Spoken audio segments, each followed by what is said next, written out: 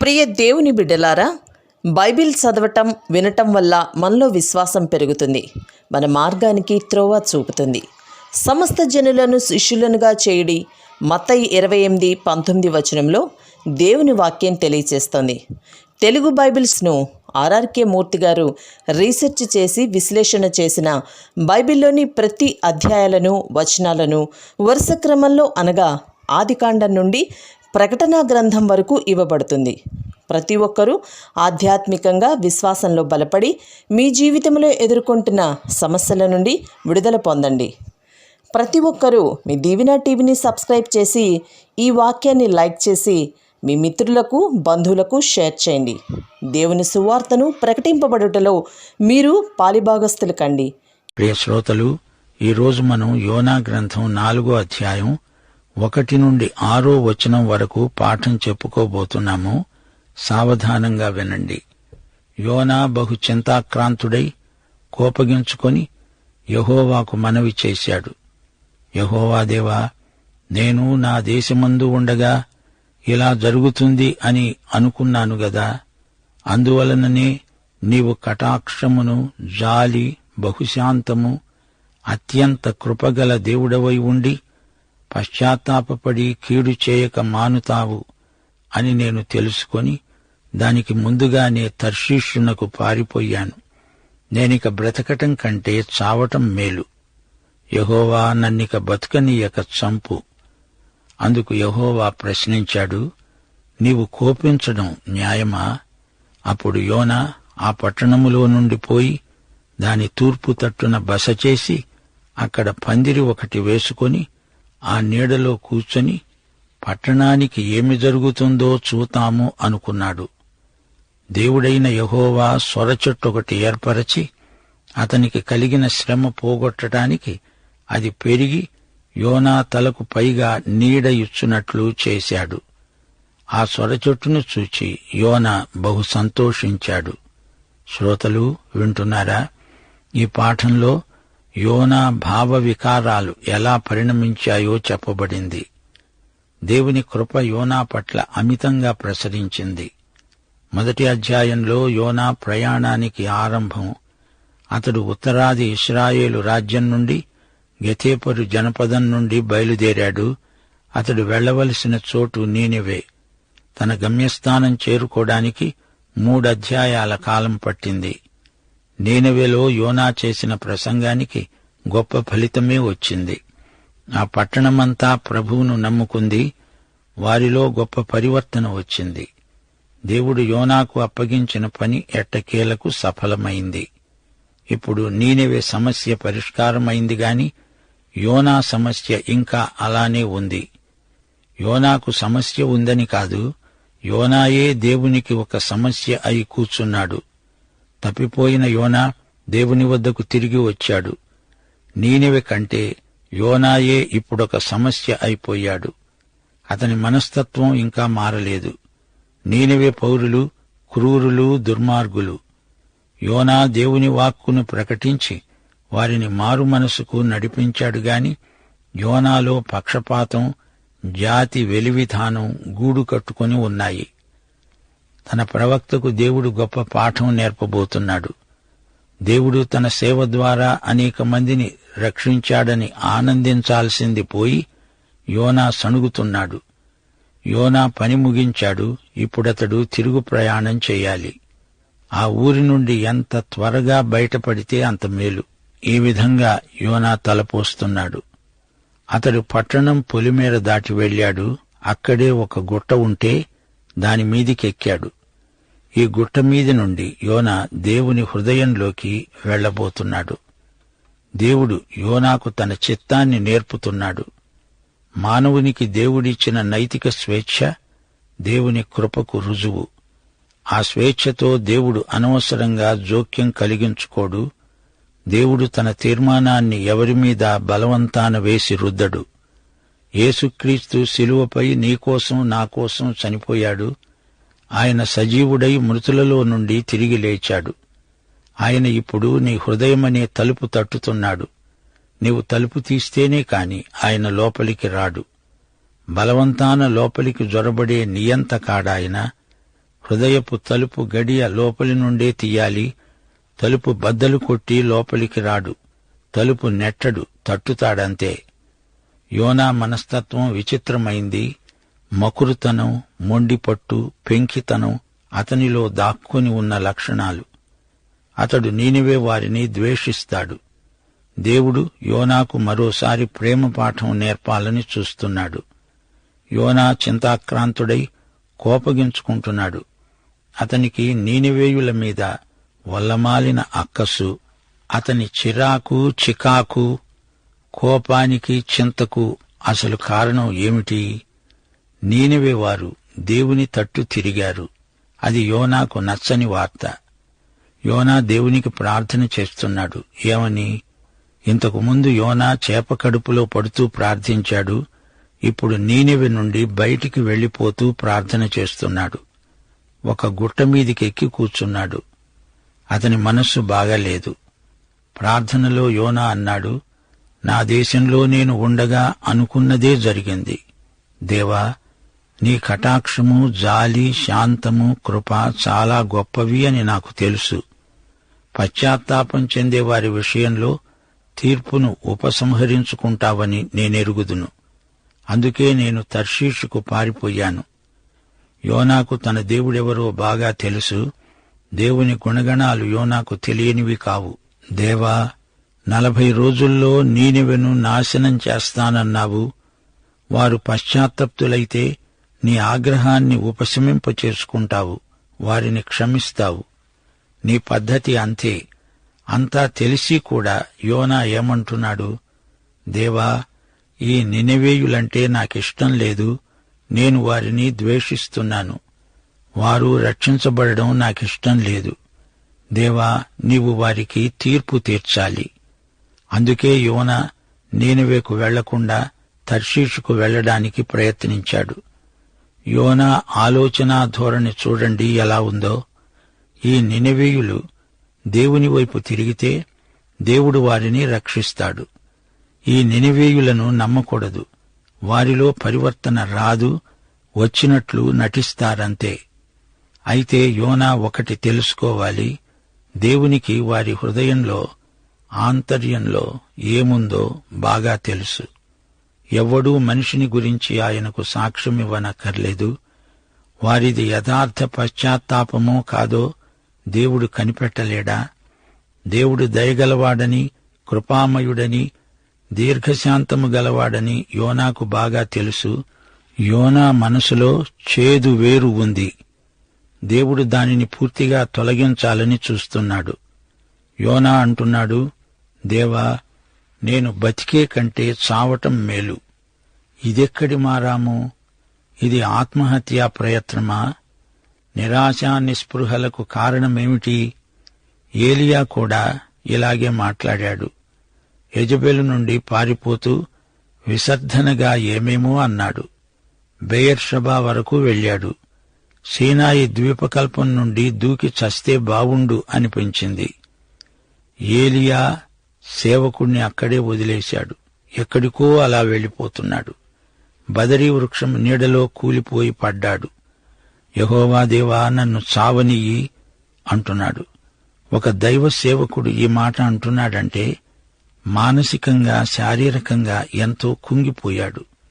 ఆధ్యాత్మికంగా ఎంతో నలిగిపోయాడు. హృదయం నీరసించిపోయింది. ఏలియా పరిస్థితి ఆ క్షణంలో అలాగే ఉంది. ఏలియా విసికి వేసారిపోయాడు. తీరిక లేకుండా పనిచేసిన ప్రవక్త కర్మెలు పర్వతం పైన బయలు పూజారులతో పోరాడాడు. బహిరంగ సభలలో మాట్లాడాడు. ఏలియా అద్భుత కార్యాలను చెయ్యాలనే అభిలాష గలవాడు, చేశాడు కూడా. తన దేవుడు గొప్పవాడు. కాని ఇప్పుడో అతని నవనాడులు కుంగిపోయాయి. యెజెబెలుకు భయపడ్డాడు, పారిపోయాడు. యోనా మీనా కడుపులో నుండి బయటపడ్డాడు. యోనాకు అతీతమైన అనుభవాలు కలిగాయి. ఎట్టకేలకు నినెవే పట్టణానికి వచ్చాడు. నమ్మకంగా దేవుని వాక్యం బోధించాడు. పట్టణమంతా గొప్ప ఉజ్జీవంతో సంచలనం కలిగింది. యోనా ఇప్పుడు బాగా అలసిపోయి ఉన్నాడు. చస్తే బావుండు అంటున్నాడు. అతని మనస్సు వికలమైపోయింది. చావును కోరుకుంటున్నాడు. నా పనైపోయింది, నేనింకా బతికి చేసేదేమిటి? చస్తా, దేవా నన్ను చావనియ్యి. చావును కోరుకోవడం అవివేకం. కోరుకున్నంత మాత్రాన చావు రాదు. గుండెపోటు వల్ల, క్యాన్సరు వల్ల, మరో వ్యాధి వల్ల మనుషులు చస్తారు గాని చావాలని కోరుకొని నిన్ను నీవు తిట్టుకున్నందువల్ల చావు రాదు. యోనా అనవసరంగా తన సమయాన్ని పాడు చేసుకుంటున్నాడు, అంతే. అయినా దేవుడు కృపామయుడు. యోనా పట్ల ఎంతో సానుభూతితో దేవుడు వ్యవహరిస్తున్నాడు. దేవుడంటున్నాడు, ఇదిగో యోనా, నీవిలా కోపించడం న్యాయమా? ఇదేమైనా బావుందా? ఇది భావ్యమా? యోనా, పరోపకారం నీకు బాధ కలిగిస్తోందా? యోనా, నేను నీనివేను రక్షించాను. నేను రక్షకుణ్ణి గదా, నేను పాపులను రక్షిస్తాను. నీచేత తీర్పు సందేశం చెప్పించాను. వారు నా వైపు తిరుగుతారా లేదా అని చూచాను. నా వద్దకు వచ్చేవారు ఎవరైనా సరే నేను వారిని రక్షిస్తాను. వారు పశ్చాత్తప్తులై నా వైపునకు తిరిగారు. నేను వారిని రక్షించాను. ప్రియ శ్రోతలు, వింటున్నారా? ఈ భూమి మీద ఒక్క పాపి రక్షించబడితే పరలోకంలో ఆనందం వెల్లివిరుస్తుంది. అలాంటప్పుడు నీనివే పట్టణ పౌరులందరూ రక్షించబడినప్పుడు పరలోకం మహానందంతో ఓలలాడిందని మనం గ్రహించగలం. యోనా, నేనీ నినవేయులను రక్షించినందుకు నీకు ఆయాసమా, కడుపు మంటనా? యోనా ఆ పట్టణములో నుండి వెళ్లిపోయాడు. తూర్పు దిశగా బస చేశాడు. అక్కడ పందిరి వేసుకున్నాడు. ఆ గుట్టమీది నుండి చూస్తున్నాడు. పట్టణానికి ఏమి సంభవిస్తుందో చూతాము అంటూ ఆసక్తిగా ఆవేపే పరిశీలనగా చూడసాగాడు. పట్టణానికి తూర్పు దిశలో అన్నీ కొండలే. అవి తూర్పు కనుమలు.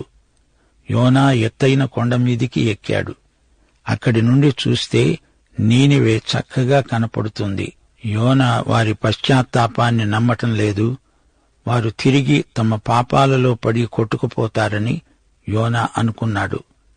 నీనివే అగ్నిగంధకాలలో దహించుకపోతే చూతామని యోనా ఆశించాడు. దేవుని సందేశం ప్రకటించిన వాడేగాని ఇతడు ఎందుకిలా అపసవ్యంగా తలంచుతున్నాడు? గుట్టమీద పందిరి వేసుకుని నీనివే పట్టణం వైపు చూస్తూ అక్కడే కూర్చున్నాడు యోనా. నీనివేయుల మారు మనస్సు అంతా బోటకం అనుకున్నాడు యోనా. దేవుని తీర్పు అగ్నిలాగా కురుస్తుందని అతని ఊహ. దేవుడు యోనాతో తరగతి తీసుకోబోతున్నాడు. సువార్త ప్రకటించేటప్పుడు ఆ సువార్తను ఎవరికి ప్రకటిస్తున్నావో వారిని ప్రేమించాలా? ఈ ప్రశ్నకు జవాబు ఈ పాఠంలో దొరుకుతుంది. యోనా దేవుని వాక్కును ప్రకటించాడు గాని వారిని ప్రేమించినవాడు కాడు. దేవుడైన యెహోవా స్వరచెట్టొకటి ఏర్పరచి అతనికి కలిగిన శ్రమ పోగొట్టడానికి సదుపాయం చేశాడు. ఆ స్వరచెట్టు యోనా తలకు పైగా నీడ ఇచ్చింది. యోనా కోసం చేపను ఏర్పాటు చేసిన దేవుడే ఇప్పుడు స్వరచెట్టును మొలిపించాడు. చేప సంగతి నమ్మని వారికి స్వరచెట్టు అంటే నమ్మకముండదు. దేవుని వాక్యమును నమ్మేవారు ఈ రెండు వాస్తవాలను నమ్ముతారు. ఇది కట్టుకథ కాదు, జరిగిన చరిత్ర. దేవుడు అప్పటికప్పుడే స్వరచెట్టును మొలిపించగలడు. ఆయన సృష్టికర్త. స్వరచెట్టు నీడలో యోనా హాయిగా ఉన్నాడు. ఒక సాధారణమైన స్వరచెట్టు యోనాను సంతోషపెట్టింది. ప్రతి ఉదయం యోనా టైగ్రిస్ నది నుండి నీళ్లు తెస్తాడు. ఒక బకెట్ నిండా నీళ్లు ముంచి తెస్తాడు. స్వరచెట్టు పాదులో ఆ నీళ్లు దిమ్మరిస్తాడు. స్వరచెట్టు పందిరిపై అల్లుకపోతోంది. స్వరచెట్టు మీద ఆసక్తిని పెంపొందించుకున్నాడు. యోనాలో మానవ సహజాతం ఈ విధంగా వ్యక్తమవుతోంది. మనుషుల మీది కంటే జంతువుల మీద, వస్తువుల మీద కొందరికి అత్యాసక్తి ఉంటుంది. ఒంటరిగా ఉన్న మనిషి వస్తువులతో కాలక్షేపం చేస్తుంటాడు. తాము ప్రేమించే వారెవరూ లేకపోతే ఒక కుక్కనో పిల్లినో పెంచుకుంటారు. లేకపోతే యోనాలాగే ఏదో చెట్టునో పూల మొక్కనో పెంచుకొని తృప్తి పడతారు. ఓ జాజి, మల్లి, సంపంగి, ఓ పువ్వు, ఏదీ ఒకసారి నవ్వు అంటూ పాటలు కూడా పాడతారు. వాటితో ఆడతారు. ఇక్కడ యోనాకు స్నేహితులెవ్వరూ లేరు. ఒంటరివాడు, ఏకాకి. నినివేయులంటే అతనికి బొత్తిగా పడదు. అందుచేత సొరచెట్టుతోనే కాలక్షేపం చేస్తున్నాడు. అతనికి దేవునితో కూడా సహవాసం తక్కువైంది. సొరచెట్టు ప్రణయం ఎక్కువైంది. పొద్దున్నే నీళ్లు పోస్తూ సొరచెట్టును పలకరిస్తాడు. ప్రియ సొరచెట్టు, నీళ్లు తెచ్చానమ్మా, తాగు, ఏది అటు ఇటు ఊగు. కుక్కపిల్లలతో మాట్లాడేవారున్నారు. మనుషులతో మాట్లాడినట్లే పిల్లులతో మాట్లాడతారు. వాటికి ముద్దు పేర్లు పెట్టుకుంటారు. కుక్కలంటే పిల్లులంటే ఉన్నంత శ్రద్ధ మనుషుల మీద ఉండదు. ఇది ఎంత విడ్డూరం! యోనా సొరచెట్టుతో ఎడతెగని మమతను పెంచుకున్నాడు. ఇది కథ. ప్రియ సోదర, సోదరి, వింటున్నావా? దేవుడు యోనాను తన సేవకునిగా, ప్రవక్తగా ఎంచి మాట్లాడుతున్నాడు.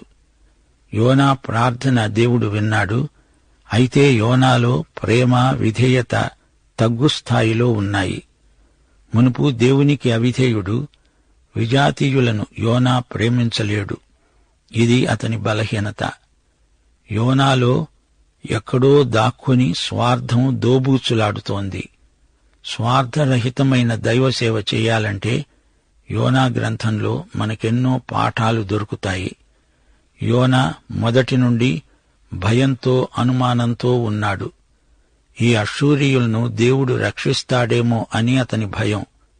దేవుడసలే దయగలవాడు, క్షమించే దేవుడు. యోనా తలంపులు దేవుని తలంపులకు కేవలం భిన్నమైనవి. యోనా జాతీయ భావం, దురభిమానం దెబ్బతిన్నది. ఎంతసేపటికి తనను గురించే కాని ఎదటివారిని గురించి, విదేశీయులను గురించి అతనికి బొత్తిగా సానుభూతి లేదు. తానొక ప్రవక్త. అందరూ తనను మర్యాద చెయ్యాలి, ఘనపరచాలి. నినవే వారంటే జాలి లేదు, అంతఃకరణ లేదు. దేవుడు అతణ్ణి నినవేయుల దగ్గరికే పంపాడు. యోనా సణిగాడు, గొణిగాడు, నిట్టూర్చాడు. ఆత్మనిందకు ఉపక్రమించాడు. యోనాలోని గుణగణాలన్నీ మత ఛాందస్సులకు ఎక్కువగా ఉంటాయి. స్వంత లాభం కొంతైనా మానుకొని పరాయి వారికి తోడ్పడాలి. అది దేవుని సేవకుల ప్రత్యేకత. సణుగుతో ఆరంభమై అసంతృప్తికి, విసుగుకు, విసర్ధనకు దారితీసింది. మోషే, ఏలియాలకు కూడా ఇలాంటి అనుభవాలు కలిగాయి. ఈ గొడవంతా పడలేక చస్తాను, చస్తే బాగుండు, దేవా నన్ను చంపు, నన్ను చావనియ్యి అంటూ నిష్ఠురాలాడారు. కాని యోనాలోని దయనీయమైన బలహీనత మనకు విడ్డూరమనిపిస్తుంది. అవతల ఆత్మలు రక్షించబడుతుంటే సంతోషించలేకపోతున్నాడు. యోనా జబ్బుకు దేవుడే చికిత్స చెయ్యాలి. నినవే వారు ఆధ్యాత్మికంగా బతుకుతూ ఉంటే యోనా శారీరకంగా చచ్చిపోతానంటాడేమిటి? నినవే పౌరులంతా నశిస్తే తాను బతికుండి నవ్వుతాడా? యోనా, యోనా, ఏమిటి నీ విపరీత వైఖరి? దేవుని కృపా, కనికరము, క్షమాగుణము యోనాకు దుర్భరమైపోయాయి. ఇది తప్పు. ఈ విషయంలో యోనా మారుమనస్సు పొందాలి. దేవుడు తనలాంటివాడై ఉండాలనుకున్నాడు యోనా. కాదు, యోనాయే దేవుడిలాంటివాడు కావాలి. దేవుడు దీర్ఘశాంతం గలవాడు. పాత నిబంధనలో దేవుని న్యాయము, దేవుని కనికరము రెండూ ఒకదాని సరసన ఒకటి కనిపిస్తాయి. యోనా దేవుని కనికరాన్ని గుర్తించి దేవుణ్ణి స్తుతించాలి. అంతేగాని దేవా నీకెందుకింత కనికరం, వారిని నాశనం చెయ్యి అనవచ్చా? అట్లనరాదు. దేవుడు శిక్షించే పరిస్థితి పాపి పశ్చాత్తాపం వల్ల రక్షించే స్థితిగా మారిపోతుంది. యోనా వ్యక్తిత్వం విలక్షణమైంది. దేవుణ్ణి, ఆయన గుణగణాలను ఎరిగినవాడు. కాని దేవుని తీర్పుపైన తానే తీర్పు తీరుస్తున్నాడు. దేవుడు నినవే వారిని రక్షించకూడదు అంటున్నాడు. దేవుణ్ణి శాసించగలవాడా తను? దేవుడు తన సేవకుడైన యోనా ధోరణికి ఎంతో బాధపడ్డాడు. తన వైఖరికి యోనా తానే సిగ్గుపడాలి. యోనా మనస్సాక్షి మేల్కొనాలి. దేవుని పట్ల తాను చూపే మొండి వైఖరిని సరిదిద్దుకోవాలి. యోనాకు కోపం వచ్చింది. ఎవరిమీద తన కోపం? దేవుని కోపం మాత్రమే పవిత్రమైనది. పాపం మీద దేవునికి ఉగ్రమైన కోపం. మానవుడు అవివేకంగా కోపపడి పాపం చేసిన వాడవుతున్నాడు. మానవుని కోపం వల్ల మూర్ఖత్వం తలెత్తుతుంది. నీతి న్యాయాలకు మనిషి గుడ్డివాడైపోతాడు. దేవుడు దీర్ఘశాంతము గలవాడని చెప్పి యోనాకు కోపం వచ్చిందా? దేవుని దీర్ఘశాంతము దేవుని సేవకునికి కూడా ఉండాలి కదా. దేవుని మీద దేవుని సేవకుడు కోపగించడమా? అది ధిక్కార నేరమవుతుంది. నీనెవె వారు నాశనం కావాలనుకున్నాడు యోనా. కాని దేవుడు వారినందరినీ రక్షించాడు. అందుకు యోనాకు కోపం వచ్చింది. నీనెవె నాశనమై ఉంటే యోనా సంతోషించేవాడు. కాని అట్టి సంతోషము పాపమవుతుంది. యోనాకు తన అధికారం అందరికీ కనపడాలని ఆశ. అతనిలో స్వార్థంతో పాటు అవివేకం కూడా ఉంది. సాత్వికుడు పాపం మీద కోపం చూపుతాడు గాని యోనా దేవుణ్ణి విమర్శించి దురభిమాన పాపం చేసినవాడయ్యాడు. పాఠం ఇంతటితో సమాప్తం.